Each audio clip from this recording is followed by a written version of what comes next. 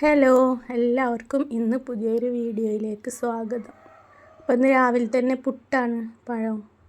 അപ്പോൾ പുട്ട് കുറച്ച് ചൂടുവെള്ളം പാർന്ന് കുറച്ച് നേരം റെസ്റ്റ് ചെയ്യാൻ വെച്ചിട്ട് ഇപ്പോൾ ഈ ചൂടാൻ നിൽക്കണം കേട്ടോ.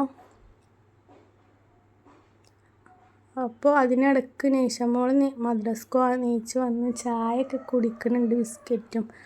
പിന്നെ അപ്പോൾ ഓരോ പുട്ട് റെഡി ആയിട്ടുണ്ട് കേട്ടോ.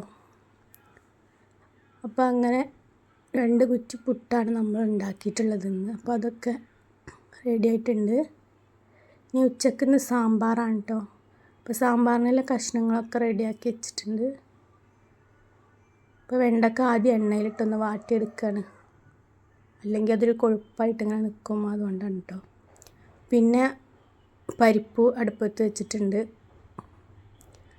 അങ്ങനെ മല്ലിപ്പൊടി, മുളക് പൊടി, ഉപ്പ്, മഞ്ഞൾപ്പൊടി എന്നിവയെല്ലാം ഇട്ടിട്ട് സാമ്പാർ അടുപ്പത്ത് വെച്ച് സാമ്പാർ റെഡി ആയിട്ടുണ്ട്. ഇനി കടുക് വറുത്താൽ മതി.